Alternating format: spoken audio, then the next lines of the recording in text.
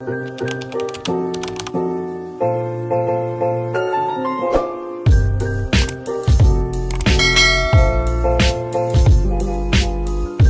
Back to my channel. तो आज से मैंने सीरीज ऑफ गाइडेंस स्टार्ट की है, उसकी ये वीडियो नंबर 1 है।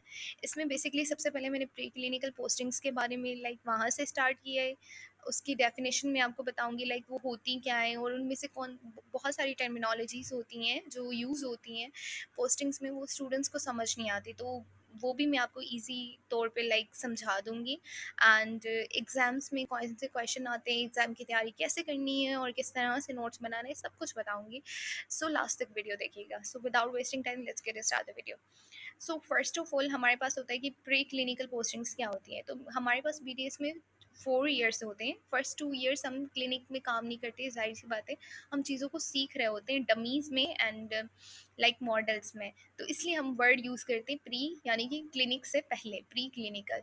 ठीक है। तो बाकी जो थर्ड एंड फोर्थ ईयर होता है, तो फर्स्ट 2 ईयर्स जो हम सीखते हैं वो हम थर्ड एंड फोर्थ ईयर में पेशेंट्स में अप्लाई करते हैं। तो वैसे तो हर स्टूडेंट हर यूनिवर्सिटी का जो है ना वो अलग क्राइटेरिया होता है, अलग मॉड्यूलर सिस्टम, एग्जाम सिस्टम होता है। लेकिन जो पाकिस्तान में जो बेसिक्स है ना वो यही होती हैं आई थिंक हर यूनिवर्सिटी में, कि उसमें सबसे पहले 3 पोस्टिंग होती है फर्स्ट ईयर बीडीएस की। एक pre clinical prosthodontics, pre clinical operative and pre clinical professionalism. So let's discuss one by one. तो फर्स्ट ऑफ ऑल इस वीडियो में हम प्रोस्टोडोंटिक्स के बारे में स्टडी करेंगे। तो प्री क्लिनिकल प्रोस्टोडोंटिक्स क्या होता है, ये आप प्रोसेसेस देख रहे हैं ना, पहले डेफिनेशन समझते हैं फिर हम इन इमेजेस को समझेंगे कि ये क्या है।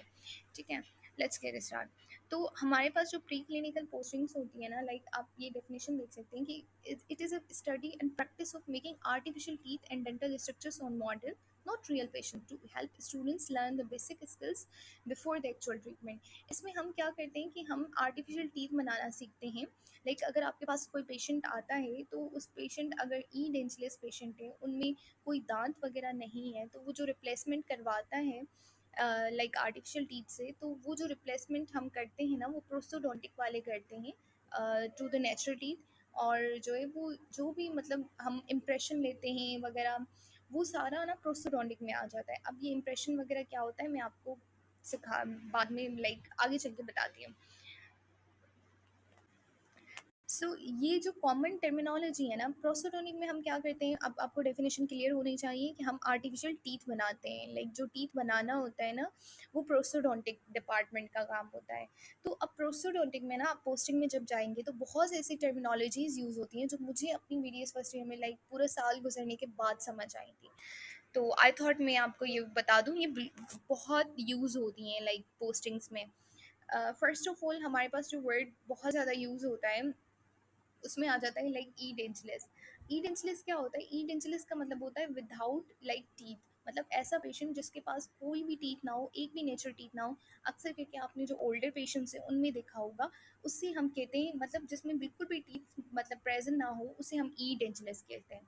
Here is an example: a patient who has lost all teeth is called completely edentulous. अब edentulous का मतलब है एब्सेंस ऑफ टीथ। अब हमारे पास edentulous के भी दो टाइप्स होते हैं, एक पार्शियल होता है और एक कंप्लीट होता है। कंप्लीट जिसमें एक भी टीथ, नेचुरल टीथ ना हो, उसे कहेंगे कंप्लीट edentulous। जिसके पास आधे टीथ हो आधे ना हो, उन्हें हम कहेंगे पार्शियली edentulous। और नेक्स्ट हमारे पास आता है डेंचर क्या होता है। डेंचर वर्ड बहुत ज़्यादा यूज़ होता है प्रोस्टोडोंटिक्स में। तो it is a removable artificial replacement for missing teeth. Yes, तो हम कहाँ पे थे? डेंचर पे थे। तो डेंचर क्या होता है? आई ऑलरेडी टोल्ड यू कि a removable artificial replacement for missing teeth. कोई पेशेंट आता है, उसके पास कोई टीथ मिसिंग है और हम वो टीथ उसको उसको लगा रहे हैं या दे रहे हैं, तो उसे हम कहते हैं डेंचर।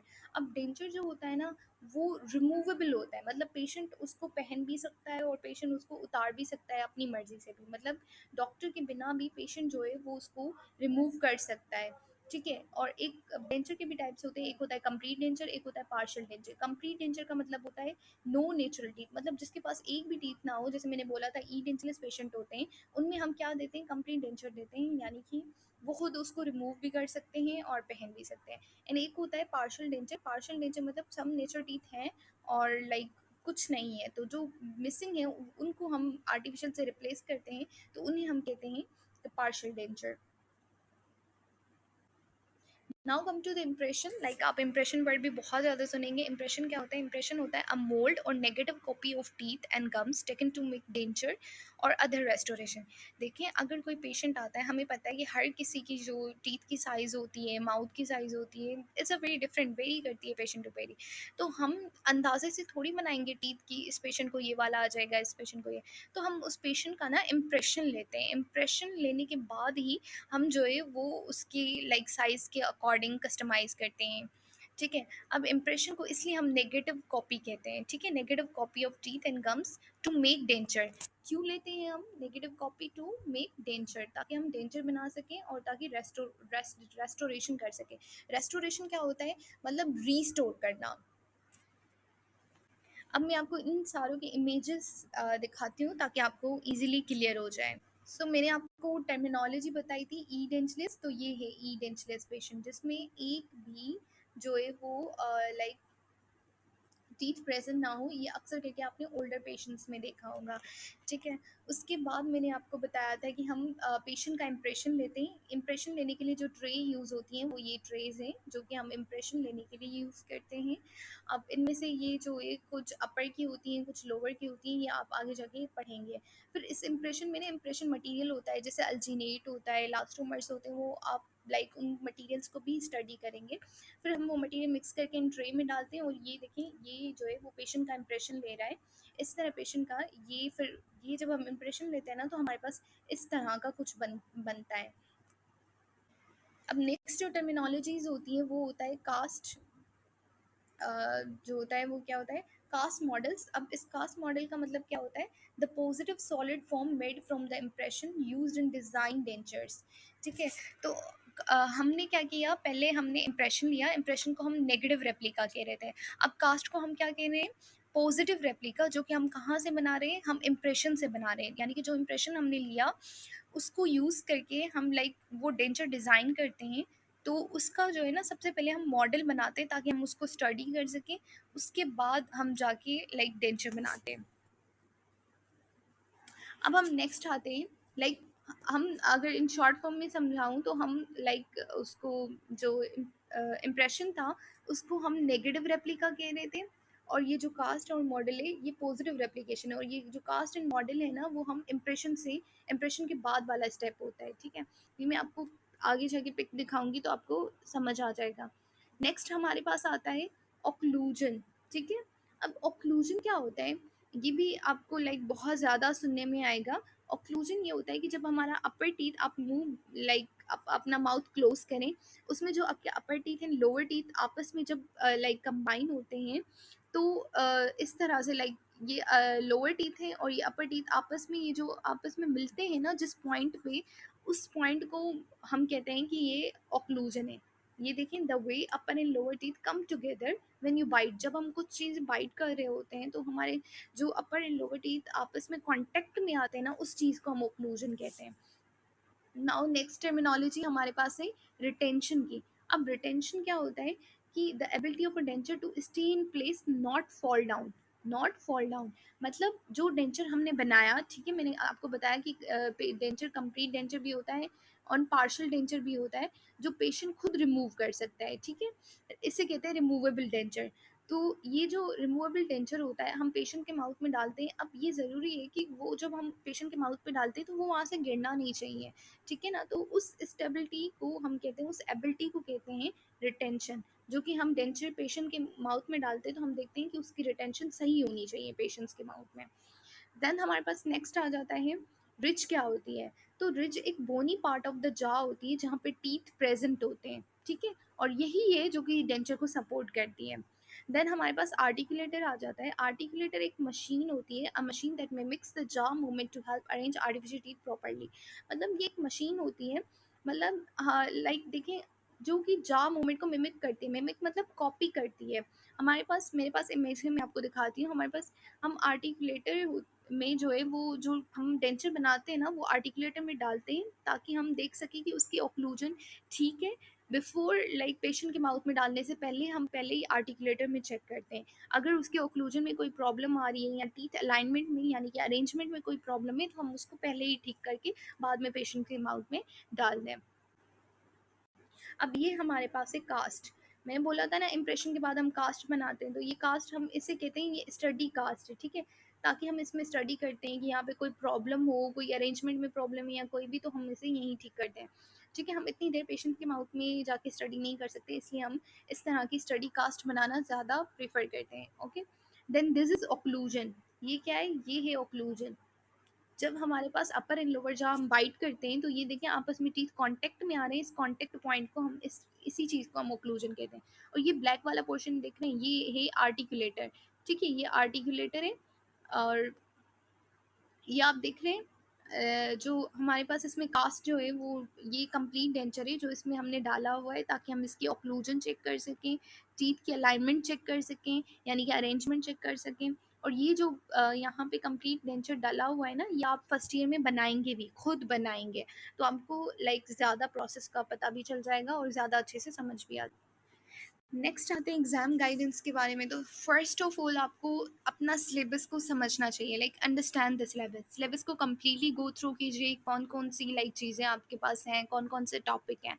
देन थ्योरी में हमारे पास क्या होता है, आपके पास जो भी है, लाइक आप इंप्रेशन मटेरियल पढ़ेंगे, प्रोस्टोडोंटिक्स में आप फ्लास्किंग और कंप्लीट डेंचर ये सारे पढ़ेंगे, इनके स्टेप्स पढ़ेंगे। तो हर चीज़ की ना सबसे पहले टर्मिनोलॉजीज़ की आपको डेफिनेशन आनी चाहिए, डेफिनेशन मस्ट है। आपको फर्स्ट ऑफ ऑल सबकी डेफिनेशंस आनी चाहिए, देन उसकी प्रिंसिपल आनी चाहिए, देन क्लासिफिकेशन आनी चाहिए। जैसे अगर मटेरियल है, इंप्रेशन मटेरियल है, तो वो कितने टाइप के होते हैं और उनकी प्रॉपर्टीज़ क्या क्या होती हैं। जैसे मैंने आपको बताया कि डेंचर होता है, तो डेंचर के भी टाइप्स होते हैं। डेंचर के टाइप्स होते हैं लाइक रिमूवेबल डेंचर होता है, और जो होता है फिक्स डेंचर, फिक्स इम्प्लांट्स होते हैं, फिक्स डेंचर होते हैं। तो हमारे पास डेंचर में भी कंप्लीट डेंचर आ जाता है, पार्शियल डेंचर आ जाता है। तो इसमें शॉर्ट क्वेश्चन की प्रैक्टिस करें, लॉन्ग क्वेश्चन की और एमसीक्यूज़ की आप प्रैक्टिस करें, ठीक है। अब हमारे पास नेक्स्ट आ जाता है, आपको ना स्मार्ट नोट्स बनाने चाहिए, ठीक है। अब नोट्स कैसे बनाने चाहिए? आपको लेक्चर बहुत अच्छे से सुनना चाहिए, लेक्चर लाइक बहुत ज़्यादा कंसंट्रेट करके आपको लेक्चर सुनना चाहिए, और उसी वक्त आपको जो है वो नोट्स बना लेने चाहिए। नोट्स में आप क्या करेंगे, सबसे पहले डेफिनेशन लिखेंगे, फिर कंपैरिजन करें, लाइक जैसे आप ना नेक्स्ट आके ये इंप्रेशन मटेरियल से म्यूकोस्टैटिक, म्यूको कंप्रेसिव, तो उनकी लाइक कंपैरिजन करेगी, म्यूकोस्टैटिक की क्या प्रॉपर्टी है, म्यूको कंप्रेसिव की क्या प्रॉपर्टी है। इस तरह आप इंप्रेशन मटेरियल बहुत सारे पढ़ेंगे और उनको आप लाइक कंपेयर करके पढ़ के नोट्स बनाएंगे ना इस तरह से, तो आप लाइक इलास्टोमर की क्या प्रॉपर्टी है, अल्जीनेट की क्या प्रॉपर्टी है, दोनों में क्या डिफरेंस है, ये मैंने एक एग्जाम्पल दिया आपको। इस तरह से आप अपने नोट्स बनाएं, सबसे पहले तो डेफिनेशन लिखें, फिर दोनों की डिफरेंसेस लिखें, फिर एक दो चीज़ों को ना एक दूसरे के साथ रिलेट करके और कंपेयर करके स्टडी करेंगे, तो आपको ज़्यादा अच्छे से लाइक समझ आएगा। जैसे आप जब डेंचर बनाएंगे, मैंने आपको दिखाया था ना किस तरह का डेंचर आप बनाएंगे, कंप्लीट डेंचर, तो उसके स्टेप्स होते हैं और वो एग्जाम में ज़रूर आते हैं, ज़रूर ज़रूर ज़रूर आते हैं, और वो वाइवा में भी पूछे जाते हैं, तो उनको आपने मस्त देखना है, स्टेप्स को याद। देन वाइवा क्वेश्चन ये मैंने लिखे हुए हैं, ये तो आते ही हैं। और आपने लाइक लेक्चर सबसे पहले जो है वो लेक्चर ले लिया, लेक्चर लेने के बाद आपने उसी वक्त जो है उसके नोट्स बना लिए। नोट्स बनाने के बाद टीचर्स की स्लाइड्स होती हैं, वो बहुत ज़्यादा, I think pre clinical posting में स्लाइड्स बहुत ज़्यादा इंपॉर्टेंट है, बहुत अच्छी होती है। लोग बुक्स को फॉलो करते हैं, बट आई थिंक स्लाइड्स में इतना इनफ लिखा होता है कि आपने अगर लेक्चर सही से लिया, आपको समझ आ गया, आप चैट जीपीटी की हेल्प ले सकती हैं। लाइक आजकल तो स्मार्टनेस का दौर है, हार्ड वर्किंग का नहीं है, आप उससे लाइक हेल्प ले सकती हैं। फिर उससे नोट्स बनाएं, जो आपको वर्ड समझ नहीं आ रहा, टर्मिनोलॉजी समझ नहीं आ रही, वहाँ पे जाके सर्च करें, आपको हर चीज़ बहुत इजी टर्मिनोलॉजी में इजी एक्सप्लेनेशन के साथ मिल जाएगी। देन आपने ये चीज़ें लिखनी, कुछ अपना भी लाइक दिमाग देखना है, लाइक फोकस करना है, अपनी माइंड को यूज़ करना है कि इस टॉपिक में से क्या क्या क्वेश्चन आ सकते हैं। क्योंकि आई थिंक ये जो पोस्टिंग्स है ना, इनके क्वेश्चन प्रिडिक्टेबल होते हैं। अगर फॉर सपोज करें, अगर आपके पास अल्जीनेट है, तो हमें पता है अल्जीनेट से क्या आ सकता है, ज़्यादा से ज़्यादा डेफिनेशन पूछी जा सकती है, अल्जीनेट की प्रॉपर्टीज़ पूछी जा सकती हैं, इस तरह के ही क्वेश्चन होगा और कुछ भी नहीं होगा। तो ये देखें, आपको रिटेंशन को डिफाइन करना आना चाहिए, स्टेबिलिटी, सपोर्ट, स्टेप्स ऑफ फ्लास्किंग और difference between primary and secondary impression, और इस तरह के। और सबसे ज़्यादा जो मोस्ट एंड इम्पॉर्टेंट चीज़ है, वो है आप जो भी आंसर कर रहे हैं वो कॉन्फिडेंटली कीजिएगा, डरने की बिल्कुल भी ज़रूरत नहीं है। देन आपने क्या करना है, आपने जो है वो प्रैक्टिस करनी है। ऑफ कोर्स आधे से ज़्यादा क्वेश्चंस जो होते हैं वो पास पेपर से रिपीट होते हैं, लाइक आपका 40% तो पास पेपर आता ही आता है। तो please don't ignore pass paper. और पास पेपर आप इसलिए नहीं पढ़ें कि आप उसको कॉपी करेंगे, नेवर कॉपी लाइक रट्टाफिकेशन है। आप वहाँ से देखें एक जो है वो MCQs है, तो वो इस तरह का है, तो दूसरा किसी और वे में पूछा जा सकता है। ठीक है, एक दफ़ा अगर अल्जीमेट की प्रॉपर्टी के बारे में पूछा गया है, तो दूसरी दफ़ा उसको किसी और के साथ कंपेयर करके आपको प्रॉपर्टीज़ के बारे में पूछा जाएगा। तो इस तरह से हो सकता है।